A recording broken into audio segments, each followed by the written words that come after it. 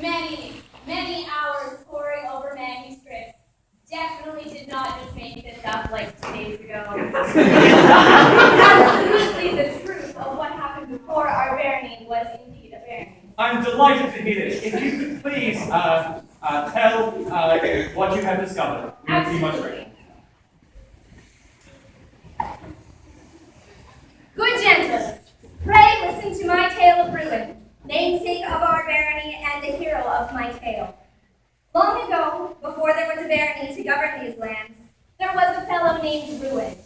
Ruin was a humble man of modest success, with a fair mien and generous heart.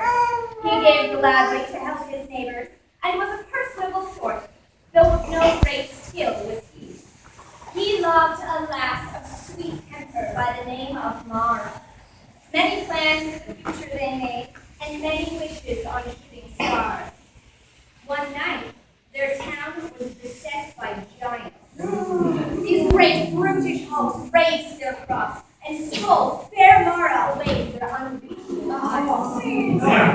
This is the tale of how Ruin the Unremarkable became a hero. About a vengeful retribution on the giants that stole his love, Ruin set forth in a small coracle to find the fatal giant's idol.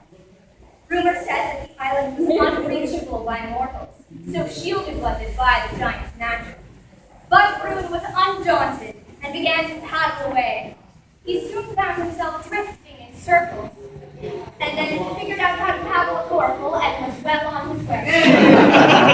No sooner had Ruin gotten his bearings when he was beset by terrible ennui, the doldrums of the soul. He paddled listlessly, vaguely in the direction he believed the giant's island to lie. His thoughts drifted from his dear love, and soon Ruin had lost all sense of purpose and direction. Luckily, he came upon a pod of dolphins. Their chipper noises and laughing eyes jolted him from his reverie. One dolphin swam close to the sky, gleaming white against the dark blue of the waters. He shivered, and miraculously, Ruin was able to understand his speech. "Why are you so far from land, human?" he asked. "My name is Ruin," he replied, "and I think I'm looking for someone." "Surely not one of your own. There are no humans out in this water." Ruin thought hard, and the concern of the dolphins seemed to help him remember his mission. "Mara, my love was stolen by giants." "Ah," said the dolphin, "I know your island. It is shrouded with strong magic. But I am magic too, for it was a powerful sorcerer who stole my color. I will take you there." Gratefully, Ruin grabbed hold of the dolphin's fin, and they began to make way.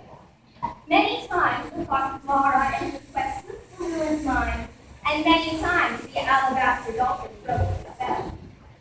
When Ruin seeked his friend again, he laughed with joy. Thanks to the enchanted dolphin, he had beaten the giant's magic and arrived on the secret island. Ruin was in awe of everything, of the size of everything on the island. It was so much larger to accommodate the giants, and magic was rife in the air. He soon came to a stream that seemed to head into the heart of the island, and followed its banks for a long time before he saw a great castle. It was massive, enormous blocks of stone towering far above his head. He gazed up forlorn. How was he going to save his love Mara? As though she heard him, the lilting strings of her voice reached his ears. Why, she was just on the other side of this wall. Ruin glanced around, mind racing. Soon, his gaze alighted on what seemed to be a giant's spindle. What would be thread to a giant would be rope to a man, he surmised. Thusly, he would spin a rope to climb into the giant's feet and save his love. Ruin quickly got to work, although he had no idea what he was doing, having never worked with textiles before. A shiver of magic settled over him, with soft words whispered in his ear. "Victory be yours with the dolphins by your side." Then, as if he'd been born to it, Ruin loaded the wheel and began to spin beautiful, sturdy woolen rope from the fleece line nearby. His rope made, Ruin looked about for a weapon and found his gaze largest and most beautiful cloth Bruin had ever laid eyes on. He grabbed one and posted it aloft, a perfect-sized weapon in his hand. Sticking the tentacle into his belt, Bruin tied another to the end of his rope. He gave a mighty heave and the metal tore the rope aloft, landing and biting into the top of the wall in front. Climbing hand over hand was much harder than its recent stories, and Bruin was winded when he reached the top of the wall. Quickly, he gathered up the rope and tossed it over the other side, sliding down to the ground. With that, he was in. Bruin followed the sounds of Mara's singing until he came across her in a small grassy area. "Mara!" he yelled. "Bruin!" she cried, and they began to run towards each other, meeting in the middle. Mara wrapped her arms around him and swung him in a large circle. "You came to rescue me!" "Of course, my love. What could the terrible giants enslaved you for?" "I tend their ducks as I did in the village." Boom! Boom! Giant webbed feet slapped onto the ground, and the hiss of an angry duck sounded from behind them. "They aren't much like the ducks at home," Mara added forlornly. The duck was huge, as large as a Clydesdale. It fixed beady eyes on Bruin and snapped its feet, mantling its wings menacingly. Bruin rang its two tentacles and prepared to do battle with the duck.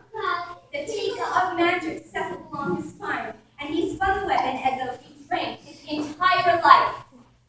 He parried each bite, spinning to snap back and slowly drove off the piece. With an angry quack, he backed off and ruffled his feathers, waddling back to his pond. Bruin turned to embrace Mara, but instead found himself staring at a gigantic foot that belonged to a thick leg that grew out of an enormous torso. Dark, angry eyes stared at our hero. "Mine!" it bellowed, and the giant reached down to pluck Mara off the ground. Turning on its heel, it began to amble into the castle and away from Bruin. Defeated, he sank to the ground. How was he to save Mara now? The magical wind touched his hair, and he was reminded that giants sleep very deeply.